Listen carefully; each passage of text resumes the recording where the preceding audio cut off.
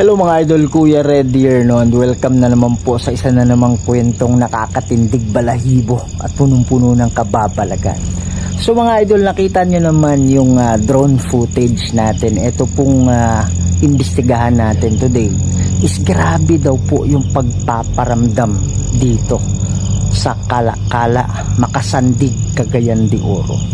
Kasi nga, dahil nga sa nangyari sa Sendong, meron pong mga 300 plus na kabahayan dito.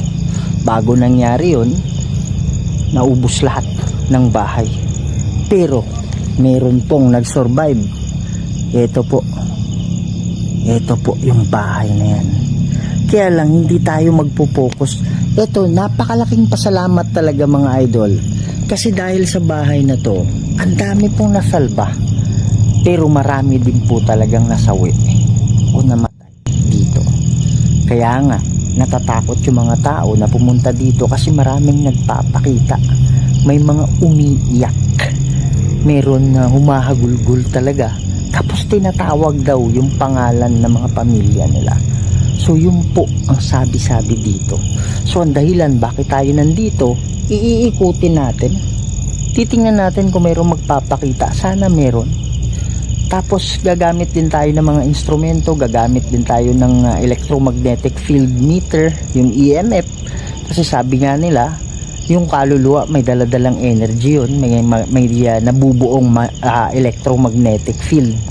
Kaya pag sinubukan natin itong EMF meter natin, iilaw yan pag may malapit na kaluluwa.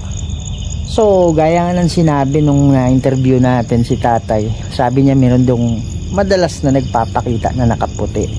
So, medyo malawak itong area na to mga idol. So, hindi natin maano kung isang video lang to. Siguro mga part 2 or part 3 ito. Kasi kailangan talaga nating halugugin. Kasama natin ngayon, pakisuportahan Donski Gosh TV. Kasama din natin Sarge Go 04 at Kuya Red, syempre. So mga idol, paki-subscribe po sa mga channel nila at huwag niyong kalimutan, Kuya Red Goes Adventures, paki-share ito, paki-subscribe, don't be a stranger, para mas maraming pa tayong mapasaya ng mga Pilipino, hindi lang sa Pilipinas, pati na rin sa ibang bansa. Kaya huwag na nating patagalin to. Tulungan na natin itong mga nakakulong. Tara na.